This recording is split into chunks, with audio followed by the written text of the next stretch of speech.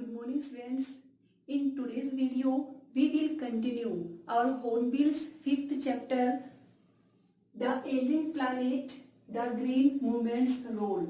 Alien means sick and this planet, Earth planet, written by the writer Nani Palkhiwala, who was born in 1920 and died in 2002. Students, before explaining this chapter, I again want to introduce you about introduction and characters of the chapter. So, firstly, introduction of the chapter. The chapter comments on the deteriorating means कम हो जाना, deteriorating condition of our planet. इस chapter में हमारे अर्थ planet की condition है वो कम खराब होती जा रही है, इस बात को हाईलाइट किया गया है, इस पे कमेंट किया गया है. It speaks of the problems faced by our planet. इसमें हमारे प्लैनेट अर्थ के द्वारा जो प्रॉब्लम्स फेस की जा रही हैं उनको डिस्क्राइब किया गया है. The writer Nani Palkhivala has described the planet earth as someone. अब यहाँ पे अर्थ प्लैनेट को किसी ऐसे पेशेंट से कंपेयर किया गया है who is suffering from a disease, जिसको कोई बीमारी है और उसकी कंडीशन डे बाय डे खराब होती जा रही है. जैसे कोई पेशेंट है वो अगर उसको कोई डिजीज है और उस डिजीज में उसकी condition day by day decrease हो रही है, तो वैसे हमारे अर्थ प्लैनेट है, इस पे बहुत सारी प्रॉब्लम्स हैं, जैसे कि ओवर पॉपुलेशन है, डिफोरेस्टेशन है, ग्लोबल वार्मिंग है. इन सब की वजह से हमारी अर्थ है वो भी खराब होती जा रही है. The planet is no more pleasant place. Planet है यह बहुत रहने के लिए बहुत अच्छी जगह नहीं बची है. The green movement is the only hope for this planet. Green movement है, हरित क्रांति है, वो इस अर्थ के लिए, इस प्लैनेट के लिए एक ओनली होप बची हुई है, वही एक उम्मीद है. And the survival of human race. Human race के इस अर्थ पे सर्वाइवल के लिए ग्रीन मूवमेंट का रोल है, वही ओनली होप है. ग्रीन मूवमेंट की हेल्प से ही इस अर्थ की कंडीशन इंप्रूव हो सकती है, उसके अलावा कोई भी और होप नहीं है. Now characters of the chapter. Copernicus. Copernicus he was a Polish scientist. ये पोलैंड के साइंटिस्ट थे of 16th century. He was astronomer. Astronomer means खगोल शास्त्री. Mister L K Jha. Mister L K Jha he was member of Brandt commission. ये international commission होता है brunt commission, और इसके एक मेंबर होते हैं मिस्टर एल के झा, जिन्होंने ब्रांट कमीशन की फर्स्ट रिपोर्ट में ही एक क्वेश्चन रेज किया था कि क्या हम अपने जो फ्यूचर जनरेशन है उसके लिए ये स्कोस्ट प्लैनेट छोड़ के जाएंगे, मीन्स इस प्लैनेट की बहुत बुरी कंडीशन छोड़ के जाएंगे. ये क्वेश्चन उन्होंने ब्रांट रिपोर्ट में रेज किया था. Mister Lester R Brown. Lester R Brown he was writer of the thoughtful book the global economic prospect. और इस बुक में उन्होंने ये डिस्क्राइब किया था कि इस अर्थ के 4 बायोलॉजिकल प्रिंसिपल हैं. कौन से? Fisheries, forest, grassland and cropland. और ये चारों ही इकोनॉमिक के बेस है, नींव है, और इनकी कंडीशन है बहुत ही खराब होती जा रही है, क्योंकि फिशरीज हैं वो कोलैप्स हो रही हैं, और जो फॉरेस्ट है वो डिसअपियर हो रहे हैं, ग्रासलैंड है वो वेस्टलैंड में कन्वर्ट हो रही है, और जो क्रॉपलैंड है वो भी डेट्रियोट कम होती जा रही है. इस तरीके से इन चारों जो ये रिसोर्सेज है ये खत्म होते जा रहे हैं. स्टूडेंट्स, हम इस चैप्टर में लाइन बाय लाइन एक्सप्लेनेशन करेंगे. अब जहां पे हमने कल डिस्कस छोड़ा था वहां पे हम डिस्कस क्या कर रहे थे कि हमने डिस्कस किया लास्ट में कि जो मिस्टर एल के झा हैं, sorry mister Lester R Brown, इनकी थॉटफुल बुक थी, हमने उनके बारे में डिस्कस किया था उस बुक के बारे में कि उसमें 4 प्रिंसिपल बायोलॉजिक सिस्टम है जो मैंने अभी बताए हैं. फिशरीज, फॉरेस्ट, ग्रासलैंड, क्रॉपलैंड, इनकी कंडीशन है वो वर्स होती जा रही है, और बहुत से ऐसे कंट्रीज भी हैं जिनमें वो इतने पुअर है कि जो उन कंट्रीज में इतनी बेकार कंडीशन है, वो इतने पुअर है कि जो खाना बन रहा है उसकी कॉस्ट तो कम होती है और जिससे खाना बन रहा है, जो ईंधन उसके अंदर जा रहा है, वो बहुत ही कॉस्टली होता है। तो उससे आगे हम open your book in front of you. If you don't have book then no problem, you can concentrate on video. So it has been well said that forest precede means come before mankind। यहाँ पे ये बताया गया है कि जो forest है वो इस अर्थ पे पहले आए थे और मैनकाइंड है मीन्स ह्यूमन बीइंग है, वो अर्थ पे बाद में आए थे।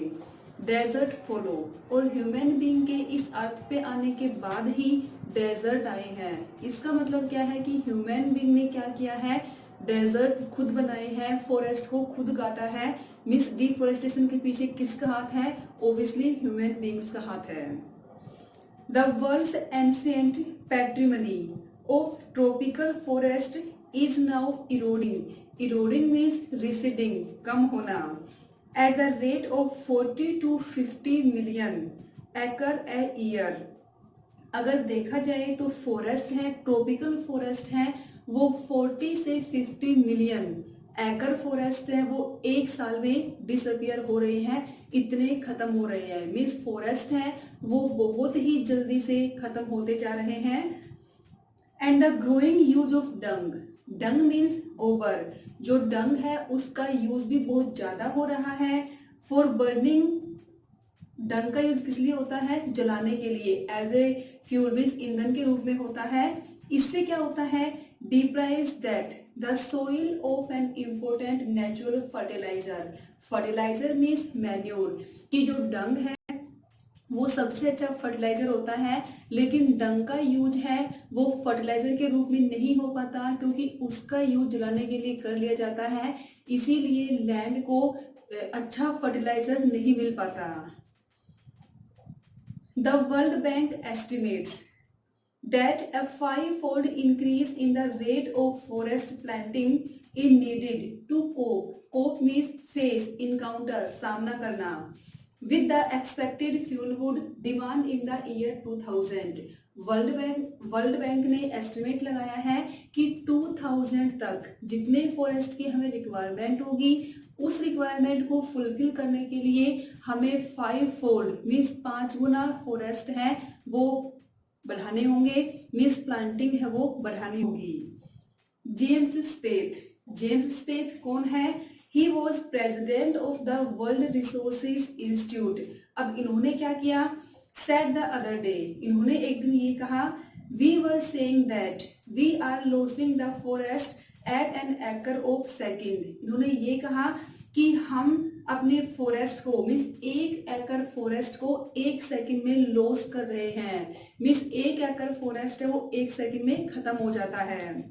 But it is much closer to an acre and a half to a second. लेकिन ये सही नहीं है। सही क्या है कि हम 1 सेकंड में 1.5 मीन्स 1.5 एकड़ फॉरेस्ट को हम खत्म कर रहे हैं, लॉस कर रहे हैं।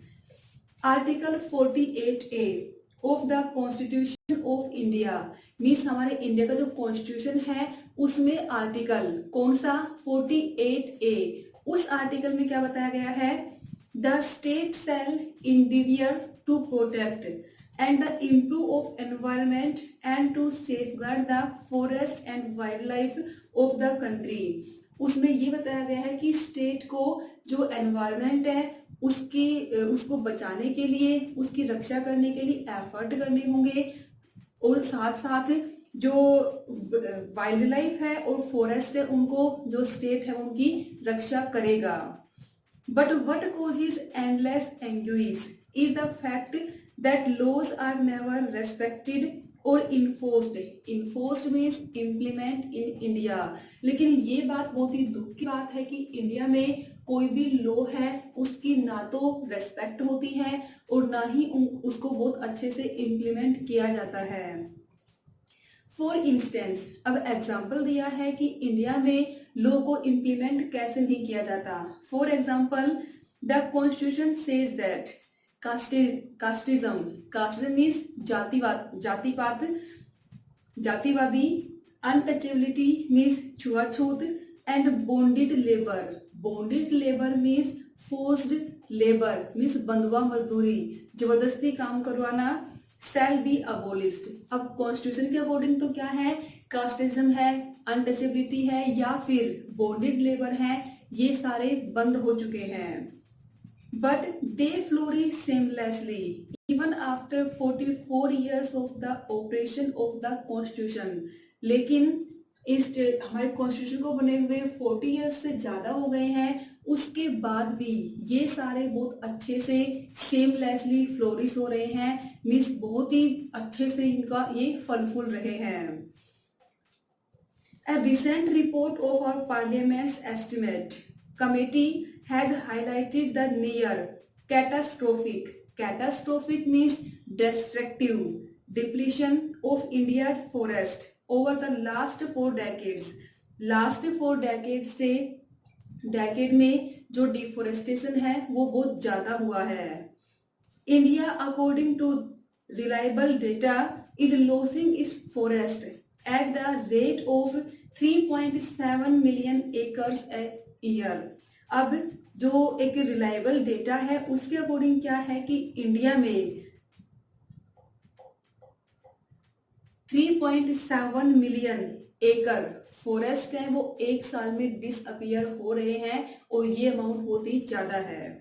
Large areas officially designated as forest land, जो ऑफिशियली लार्ज एरिया है उनको पहले से डिजाइन कर चुके हैं उनको फॉरेस्ट लैंड के फॉर्म में, are already virtually treeless, virtually means almost, और वो पहले से ट्रीलेस हो चुके हैं।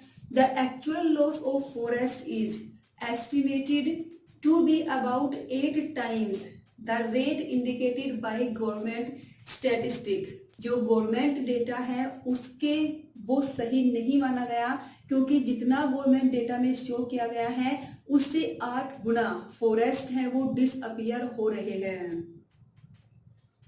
A 3-year study using satellites and aerial photography conducted by the United Nations।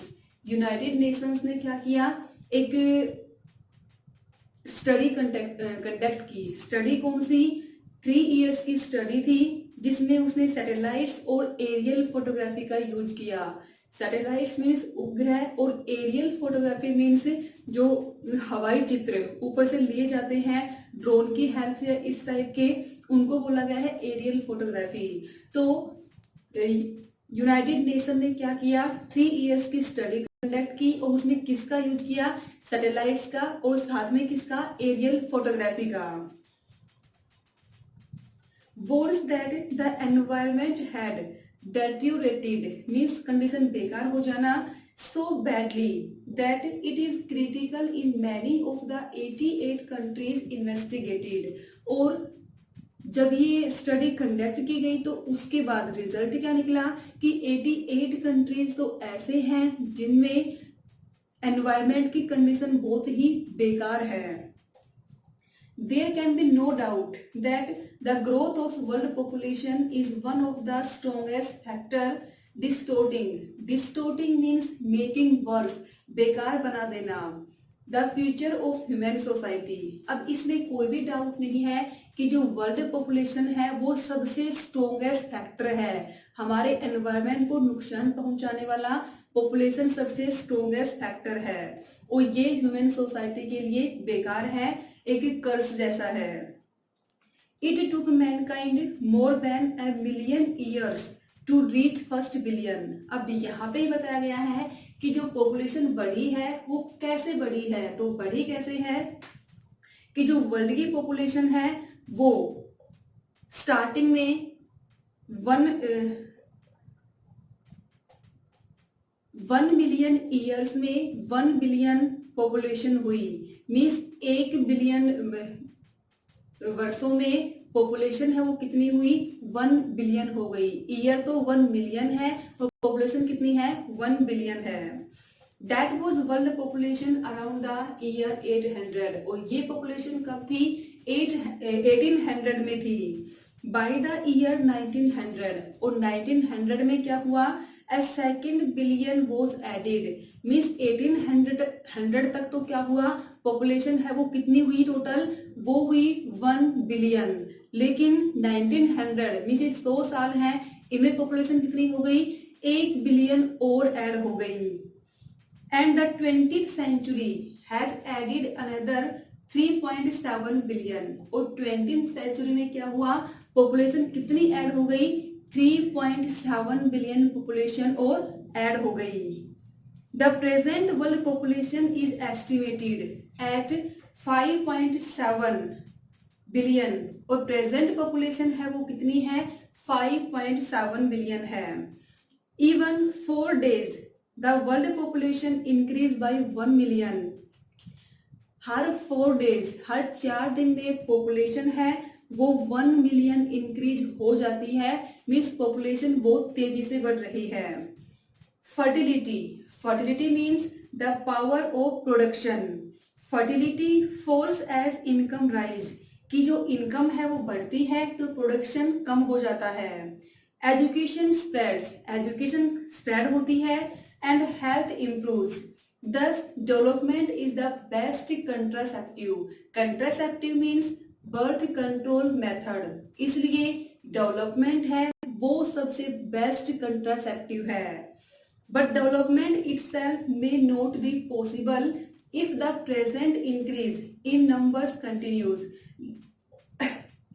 Sorry, लेकिन अगर ऐसे ही पॉपुलेशन बढ़ती रहेगी तो डेवलपमेंट पॉसिबल नहीं है। The rich get richer, present time में क्या होता है कि जो रिच है वो और रिच हो जाते हैं, क्योंकि उनके पास पैसे हैं, वो पैसे से ब्याज कमाते रहते हैं और इस तरीके से वो रिच होते जाते हैं। एंड द पुअर बिगेट चिल्ड्रन, और जो पुअर है वो क्या करते हैं, वो बच्चे पैदा करते हैं क्योंकि उनकी फैमिली में बच्चे ज्यादा होते हैं। Which condemns, condemns means curse them to remain poor, और उसकी वजह से वो पुअर ही रह जाते हैं क्योंकि बच्चे ज्यादा होते हैं, उनको एजुकेशन अच्छे से मिल नहीं पाती और रिजल्ट क्या निकलता है कि वो पुअर ही रह जाते हैं। More children doesn't mean more workers, घर में ज्यादा बच्चे होना इसका मतलब ये नहीं है कि घर में वर्कर्स ज्यादा हैं, ऐसा नहीं है। Merely, merely means only, more people without work, अगर चिल्ड्रन ज्यादा है तो इसका मतलब ये है कि बिना काम करने वालों की संख्या है वो बढ़ रही है। It is not suggested that human beings are treated like cattle and compulsorily sterilized, sterilized means made unfit for production, इसीलिए ये भी नहीं होना चाहिए कि ह्यूमन बींग्स को लाइक कैटल, एक पशु की तरह उनसे बिहेव किया जाए। But there is no alternative to voluntary, voluntary means willingly, मर्जी से। Family planning without introducing an element of coercion, और इसके लिए क्या करना होगा कि मर्जी से ही, अपनी मर्जी से ही फैमिली प्लानिंग करनी होगी, पॉपुलेशन को रोकना होगा। The choice is really between control of population and perpetuation, perpetuation means continuous of poverty. अब चॉइस दो है, एक तो क्या कि पॉपुलेशन को बढ़ाते रहो, ठीक है, और सॉरी, एक तो है पॉपुलेशन पे कंट्रोल करो, और सेकंड क्या है कि जो हमारी गरीबी की कंडीशन है उसको एज इट इज रखो। इसका मतलब क्या कहना चाहता है कि यदि गरीबी को हटाना है तो पॉपुलेशन पे कंट्रोल करना होगा। The population of India is estimated to be 920 million today. India की पॉपुलेशन है वो कितनी है, वो 920 मिलियन है। More than the entire population of Africa and South America, और ये पॉपुलेशन किसके बराबर है, अमेरिका और साउथ अफ्रीका की पॉपुलेशन के बराबर है। इन दोनों की पॉपुलेशन एक साइड और इंडिया की पॉपुलेशन एक side. No one familiar with the condition in India would doubt that the hope of the people would die in their hungry hutments unless population control is given topmost priority। यदि population पे control करने को top most priority नहीं दी जाएगी तो लोग अपने hutments means slum area, झुग्गी झोपड़ी, उनमें मरने के लिए मजबूर हो जाएंगे। तो इसके थ्रू ये चाहता है राइटर कि पॉपुलेशन पे कंट्रोल किया जाए, अवेयरनेस स्प्रेड की जाए कि पॉपुलेशन है वो कैसे हमारे डेवलपमेंट के लिए एक कर्स है। For the first time in human history, we see a transcending concern. Transcending means going beyond narrow interest. The survival not just of the people but of the planet. Human history में ऐसा first time हुआ है कि only human beings की survival की बात नहीं की जा रही, बल्कि इस प्लानेट के सर्वाइवल की बात भी हो रही है, क्योंकि अर्थ है उसकी कंडीशन डे बाय डे बढ़ती जा रही है। ग्लोबल वार्मिंग है, इसकी वजह से भी अर्थ की कंडीशन बेकार होती जा रही है, ओवर पॉपुलेशन की वजह से होती जा रही है। इन सब की वजह से ये अर्थ की कंडीशन है वो बिगड़ती जा रही है। We have begun to take a holistic view of the very basic of our existence. इसलिए क्या करना होगा, जो होलिस्टिक व्यू है वो हमें अडोप्ट करना होगा इस प्लानेट के लिए। होलिस्टिक व्यू क्या, कि अपने बारे में ना सोच के इस प्लानेट के बारे में सोचा जाए। The environment problem doesn't necessarily signal for demise. जो एनवायरमेंट प्रॉब्लम है वो हमारी डेथ की प्रॉब्लम नहीं है, वो हमारी डेथ का सिग्नल नहीं है।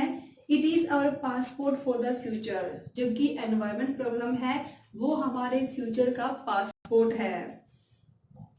The emerging new world vision has ushered in the era of responsibility. era means युग, दौर। कि प्रेजेंट टाइम कौन सा है, प्रेजेंट टाइम है रेस्पॉन्सिबिलिटी को समझने का time. It is a holistic view. Holistic means wide, बड़ा, view and ecological view, seeing the world as integrated. Integrated means combined, whole rather than a dissociated. Dissociated means isolated, collection of part. और इस view में, holistic view में क्या है कि हमें इस अर्थ को एक लेके चलना है, ना कि इसके अलग अलग पार्ट्स के बारे में सोचना है। Industry has a most crucial role to play in the new era of responsibility. Industry है वो इस responsibility के era में एक बहुत ही important role play करती है। What a transformation would be effected if more businessmen share the view of the chairman of DuPont. ये नेम आपको याद रखने हैं, चैप्टर के बीच में आ रही हैं। DuPont, DuPont, mister Edgar S Bullard. Mister Edgar S Bullard कौन है, who 5 years ago declared himself. इन्होंने 5 years पहले अपने आप को डिक्लेयर किया था। क्या डिक्लेयर किया था, to be the company's chief environmental office. Company के चीफ एनवायरमेंटल ऑफिसर के रूप में उन्होंने अपने आप को घोषित किया था। He said, our continued existence as a leading manufacturer requires that we excel. Excel means show excellence in environmental performance. उन्होंने ये कहा था कि हमारे कंटिन्यू एग्जिस्टेंस के लिए बहुत जरूरी है कि हम एनवायरमेंट के लिए कुछ करें। एनवायरमेंट को इम्प्रूव करने के लिए हमें कुछ स्टेप्स लेने होंगे। Of all the statements made by Margaret Thatcher, Margaret Thatcher during the years of her prime ministership. Margaret Thatcher ये एक प्राइम मिनिस्टर थे और इन्होंने अपनी प्राइम मिनिस्टरशिप के टाइम में क्या किया, none has passed so decisively into the current coin of English usage as her felicitous words. Felicitous means proper for congratulation. और इंग्लिश में इतने फेमस वर्ड किसी के भी नहीं हुए थे जितने कि इनके ये वर्ड्स हुए थे। किसके वर्ड्स, मार्गरेट थैचर के। और कौन से वर्ड्स थे इनके, no generation has a freehold on this earth, कि कोई भी जनरेशन है इस अर्थ पे फ्री नहीं है। All we have is a life tenancy with a full repairing lease. और हर कोई इस अर्थ पे है तो वो क्या है, उन्होंने इस अर्थ को लीज पे लिया हुआ है, वो कोई भी जनरेशन इस यहाँ पे फ्री नहीं है। Freehold means permanent occupancy. In the words of mister Lester Brown, mister Lester Brown के वर्ड्स में, we have not inherited this earth from our forefathers, कि हमने इस अर्थ को हमारे फोरफादर से नहीं लिया है, इनहेरिटेज नहीं किया है, ये अर्थ हमें इनहेरिटेड नहीं मिली है। We have borrowed it from our children, बल्कि हमने अपने चिल्ड्रन से इस अर्थ को बोरो किया है। इसलिए हमें अपनी रेस्पॉन्सिबिलिटीज को समझना होगा और इस अर्थ के अच्छे से एग्जिस्टेंस के लिए हमें सुटेबल स्टेप्स लेने होंगे, अवेयरनेस स्प्रेड करनी होगी। तो स्टूडेंट्स, इस तरीके से आपका ये चैप्टर है ये क्लियर होता है, ओवर होता है। और आई थिंक आपको चैप्टर समझ में आ गया होगा। इसको रीड करके देखना है आपको।